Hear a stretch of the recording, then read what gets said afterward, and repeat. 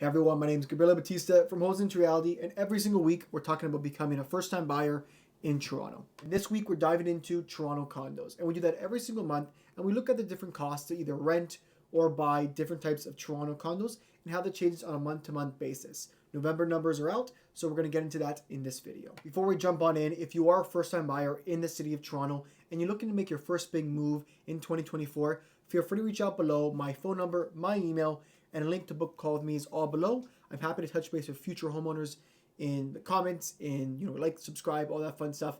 Book a call with me. I'm happy to talk about your specific situation and get you into some home ownership. Now, without further ado, let's get going and talking about Toronto condos. We're going to go over different layouts. So not just condos in general, we're going to break that down into studios, 1 bedrooms, 1+ dens, and 2-bedroom condos, the 4 major layouts we do see in downtown Toronto. And we do also look at the median price points for these purchasing and rental numbers for the main reason that prices for a first-time buyer, we're looking definitely not in the luxury end. We don't want the numbers to get skewed by your high-end luxury condos, which could be $2, $3, $4 million. So it's best that we look at the median price point so we see what a realistic property in this price point will cost you as a first-time buyer. We're going to start with our renting numbers and move on to buying numbers shortly. And we're starting with our studios. And with studios, we're looking at a median price point to rent in the city of Toronto of $2,163 a month. That is down about $40 from last month. And if we look at the graph and how prices have been changing, we're pretty much normal to where we were, slightly above where we were year over year. You can tell that we're following a very similar trend where prices maybe spiked in August and September, and they're coming back down as demand goes down for rentals. With 1 bedrooms, we're also down month over month. We're looking at $2,416 a month. And with that, if we look at the graph, how that has changed, prices have been coming down for your 1 bedrooms as well. We're almost at the same point we were this time last year. Last year, we never really saw a decline in prices for 1 bedrooms. We're seeing a little bit more of a decline in prices now as we get closer to the $2,400 mark. We're adding a den to that space now. We're looking at 1+ dens. The median price point to rent a 1+ den right now in Toronto is $2,611. And that is also a pretty far drop off from last month where we were just about $2,700. So it's not a drop of $100, but pretty close. It's definitely showing that demand is pushing off and we're not getting as much interest in properties, and the rental supply continues to go up as well. And lastly, one of our most popular layouts is your 2-bedroom, and we're looking at a median price point to rent of $3,168 a month. Once again, we're down just under $100 month over month, and year over year, we're slightly up, but not by a ton. Now, after looking at all those layouts and how we see the rental market as a whole, it's definitely a slightly different picture than this time last year. Last year, we had a very strong rental market going up. And once we kind of hit that peak of the rental market, it stayed relatively flat with the exceptions of 2 bedrooms where prices did decline sometime last year. But overall, the market was relatively stable and prices stayed strong into the new year where we saw prices go up as well. While this year, we're seeing a little bit of a different story. We're seeing, now that the peak of demand is now gone in the rental market, we're seeing prices drop off in all 4 layouts, some a little bit more than others, but in all layouts, prices are dropping, and the prices are dropping pretty close to where they were this time last year. You can go back to all my videos in the past summer months, and I'll be calling myself out a little bit, but it felt like at the time when in the summer rentals were flying off the shelves for essentially less than a day, the demand was extremely, extremely high in these rental markets, that prices were so expensive, and we thought that the rental market was really peaking at that time. But looking back, we really haven't seen huge gains month over month or even year over year. And obviously at this point, we really have lost a lot of those gains in the rental market. The market's pretty on par than where it was this time last year. But even a lot of the gains made earlier in the year, where maybe rental prices were a couple $100 higher than the years past, we've lost those gains, and it's basically come down to a much more even and stable rental market. You also see over here with this graph, the fact that the rental inventory is really climbing as we get into the winter months. Much less people are moving in the winter time.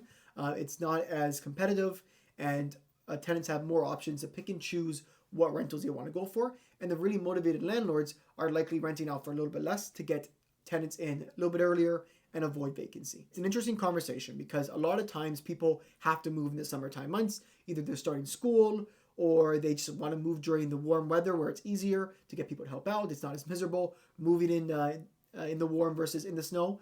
So that's something that's become very common where the demand peaks in the summertime.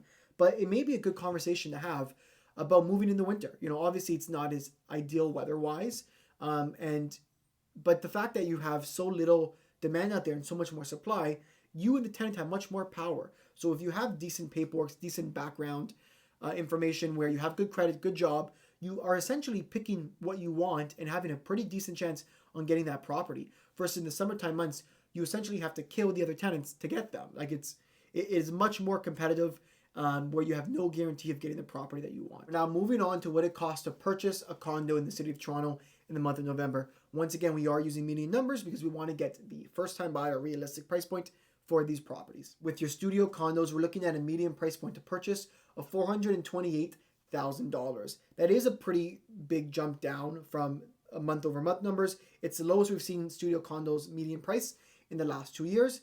With that being said, we do have a pretty small volume of properties that transact for studio condos.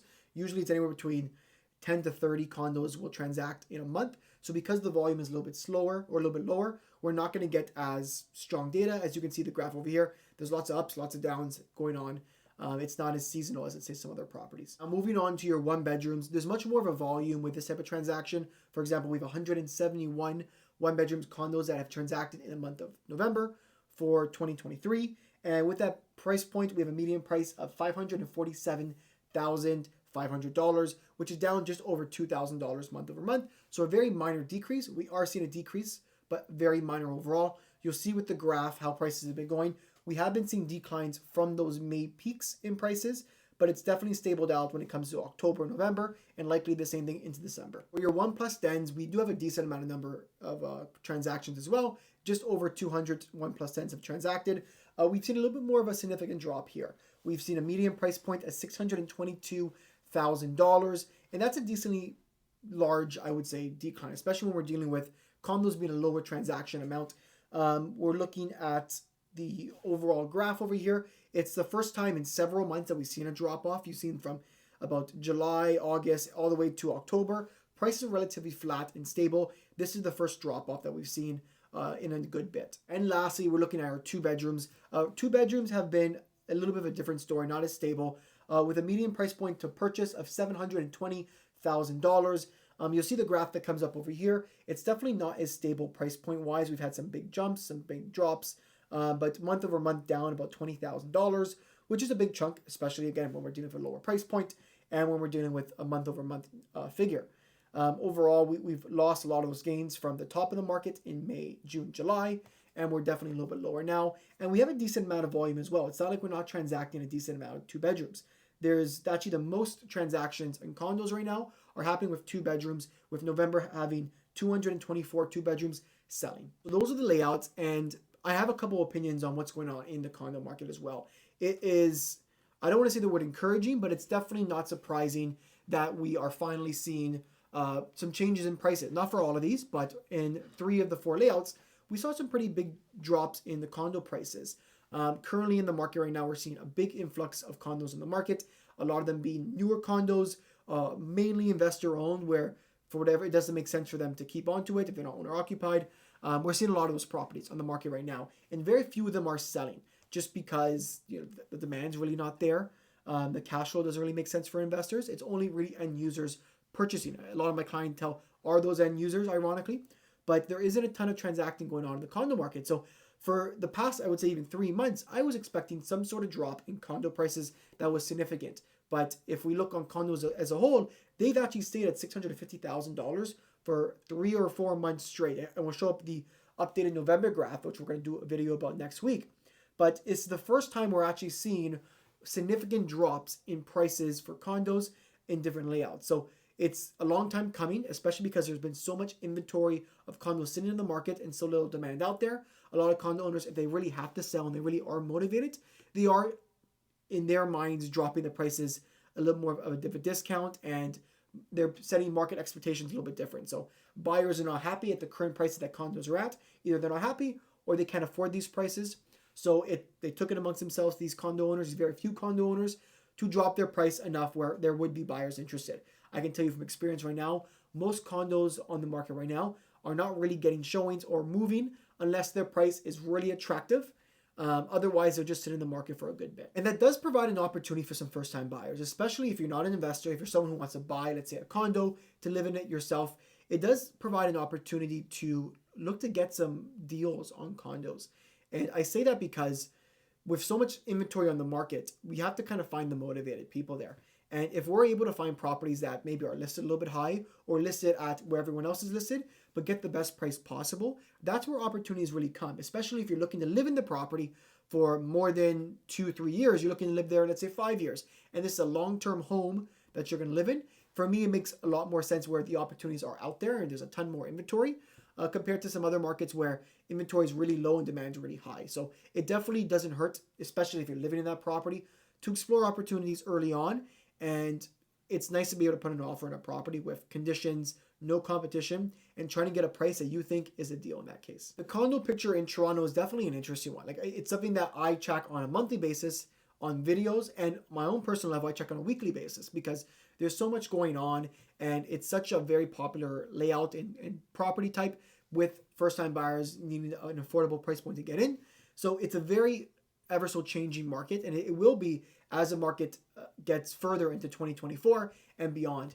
And the one thing I can promise everyone watching this video, if you are a first-time buyer in Toronto, if you're looking for guidance, if you're looking for support, if you need help on transacting on their very first home, you're free to reach out to myself, to Homes into Reality.